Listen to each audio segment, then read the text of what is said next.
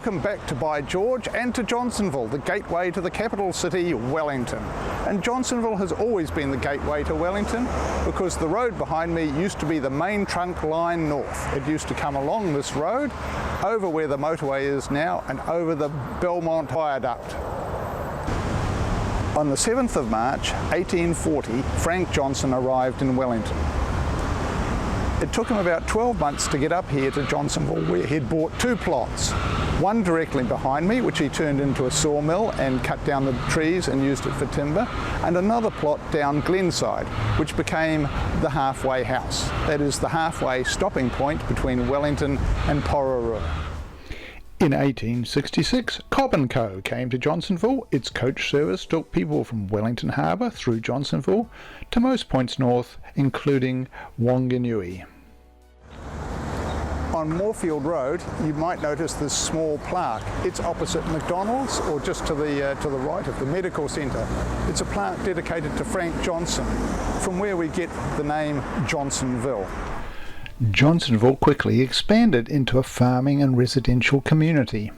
In those days, horse and cart were the main means of transport, but in 1886 the train came through Johnsonville. This was the main trunk line to all points north. It wasn't till 1937 when changes were made to the main trunk line, whereby it went through the new tunnel to Tawa Flats. This left Johnsonville as a commuter-only line. In 1894, the stockyards were built in Johnsonville. Trains could then bring cattle from out of town to the Johnsonville stockyards, where they could be driven down Fraser Avenue to the Nairanga Meat Works. This gave Johnsonville the nickname of Cowtown. Luckily, in 1958, the cattle yards were moved to Roroa, to the joy of most residents. In 1909, Johnsonville got electricity, which made the art of cooking even easier, whether you eat out or stay at home. Johnsonville has always been well equipped with government services. This post office has been on the site for about 60 years. The main road in Johnsonville has always been busy, always been full of shops, services, mini-marts, supermarkets, real estate agents, and importantly, chemists. For as long as I can remember, there's been a chemist on the main road. Many buildings have gone over the years to make way for new industry. Sadly, that's the way of things. Johnsonville has changed greatly over the years, but the character of the village has still remained. In 1973, the mall and the Broderick Inn opened, to much pleasure for many people. Johnsonville has actually had two pubs before it had a school, the first one opening in the 1800s. The 1841 restaurant is named after the starting date of Johnsonville and is a popular drinking hole. It is on the site, basically, of the original hotel on Main Road, Johnsonville. This is the main road when the Tip Top factory was there. The Tip Top factory was later replaced where the Countdown supermarket is today. Water, as I've commented on in my other video on water supply for Wellington, is very important for Johnsonville. This is the new pumping station that was opened in 1957.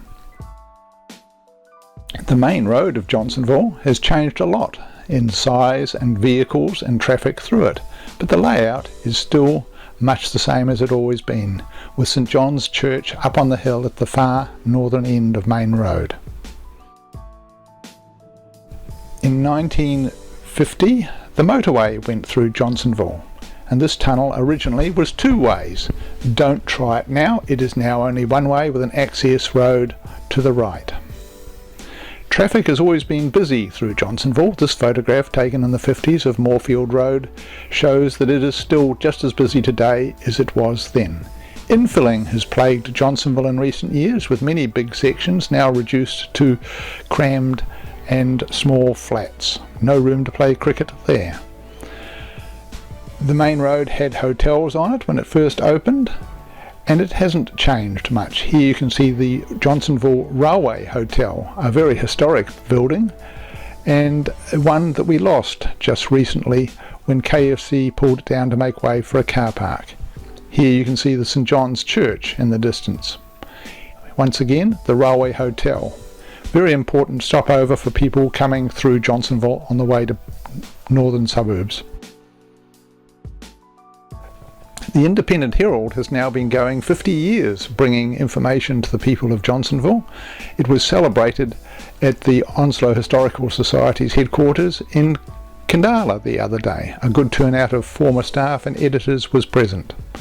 Johnsonville has always had good schools and colleges. Here Onslow College shortly after it opened, and it now has about 1,300 students in it, making it one of the larger colleges in the area.